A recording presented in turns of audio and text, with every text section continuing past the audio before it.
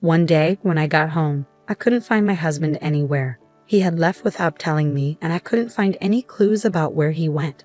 A few days later, I discovered that he and my sister had run away together to get married. That was 12 years ago. Recently, he called me and said he was coming back home with my sister, his wife now, and that I should leave his parents' house. He was upset that I was living there. It's been 12 years since they ran away, and it seems like he wants to make my sister his wife officially now that things have calmed down. But they don't know. They don't realize how much our family, including me, has changed since then.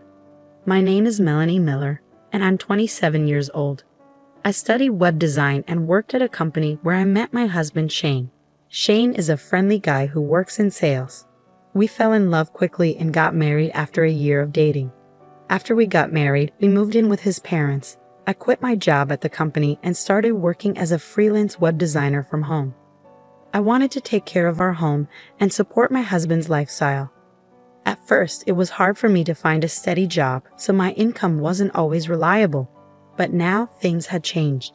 I was able to find work easily and make a steady income. I could work at my own pace and prioritize my family. I cherished the time I spent with my husband and his family in the mornings, evenings, and before bed. Life felt really good. But I started to notice a change in my husband's behavior. It began when I started making twice as much money as I did at my previous job just 2 months earlier. I was thrilled to have reached and exceeded my old salary. I couldn't wait to tell my husband when he got home from work. Shane, guess what? Last month, I made twice as much as I used to at my old job. What? Seriously? Your old job paid pretty well, didn't it? Yeah, but I've been wanting more. I finally did it. Yeah, sure, that's great. You want me to throw you a party? My husband's response was unexpectedly sarcastic and negative.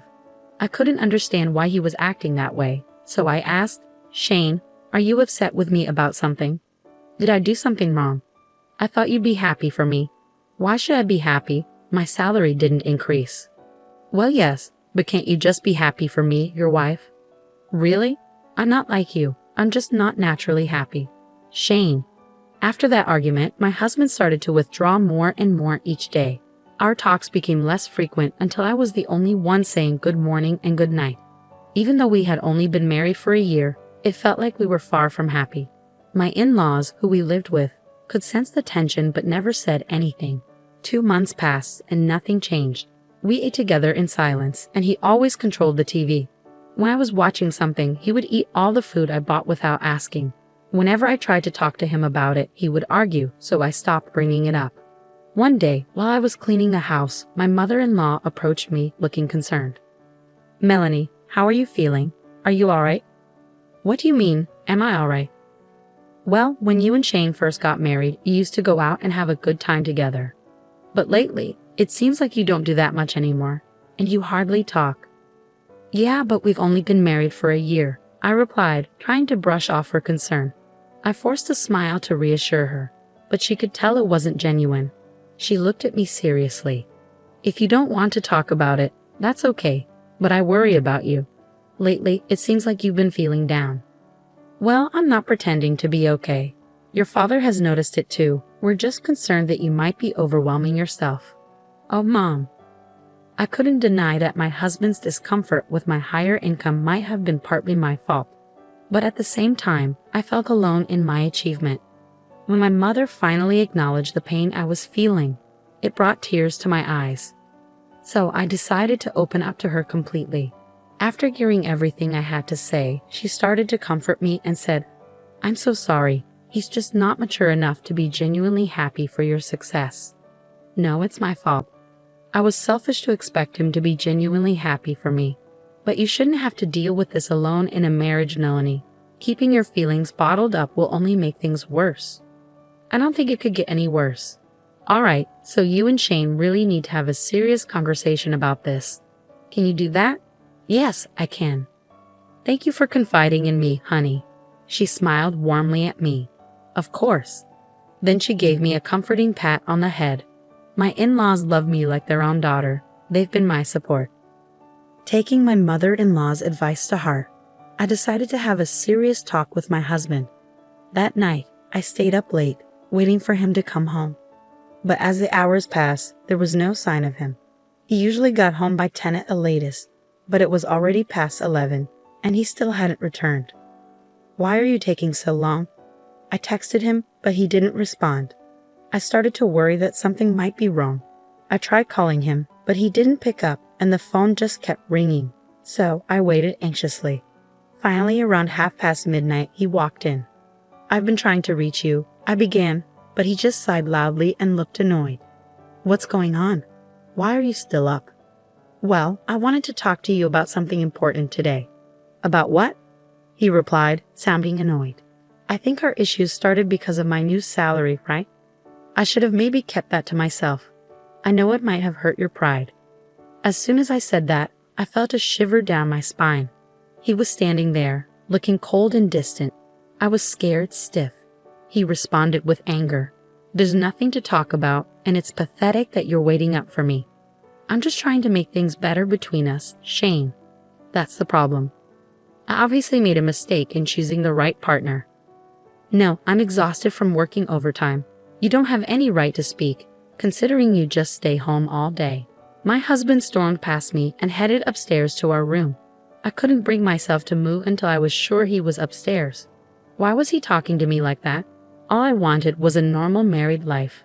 My mother-in-law had encouraged me to talk to him, but it didn't solve anything. After his attitude, I didn't want to push for another conversation. It felt like he completely ignored me as a person, and it left me feeling bitter. 2 more months passed and still we didn't talk. The days seemed endless, slipping by in a blur. Then, one day, I came home to find my husband gone. I went into his room and something felt off. Huh? Shane's room is never this tidy. Shane isn't exactly known for being neat, but his room was strangely clean. His clothes and suitcase were gone. It hit me then, he'd moved out. I tried calling my in-laws, but their phone was either off or disconnected. Just as I was panicking, my sister, Mimi, called me. "Hi sis, it's been a while." "Mimi, I can't talk right now." "Is he? Your husband isn't there, is he?" "What? How did you know?" "Something's not right," I said, feeling a sense of unease. "I'm with your husband right now." "What? What do you mean?" "Well, I happened to be at the bar, and I ran into him there. We had a drink, and he mentioned that you two weren't really getting along." "Mimi, no, you can't be serious." "I am. I'm dating him now, and we're planning to get married, so don't try to stop me." "Going away? That's ridiculous. Bring Shane back home right now." "I'm sorry I can't.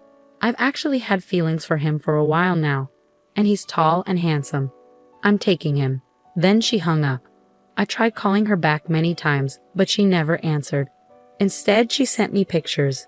There were dozens of photos of them together, going on dates, smiling. It was really hard for me to see. A few days later, I received the completed divorce papers signed by Shane. When I called his workplace, they told me he had already quit. I knew I couldn't deal with this on my own anymore. I decided to tell my parents and in-laws about what was happening and ask for their support. So Shane and Mimi are together now. He left his job and wants me to sign the divorce papers, I explained. There was a stunned silence. Then my father-in-law spoke up after a moment. "Melanie, I'm truly sorry for our son's foolishness. You don't have to forgive us, and you don't owe us anything." "Oh, Father, I can't forgive your sister either. You're like a daughter to me."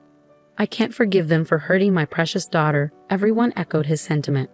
In that moment, our feelings towards Shane and Mimi changed completely. My in-laws were already considering moving to a new house, and after this they said, "We want nothing to do with our son anymore." And they moved without telling him. My parents also decided to cut ties with my sister. If she ever comes back, we'll act like we don't know her. Someone who would betray their own sister like that isn't our daughter, they said. So I decided to go back home to my parents. I asked for alimony from Shane as part of the divorce agreement. He replied, "You'll get it when I get my divorce."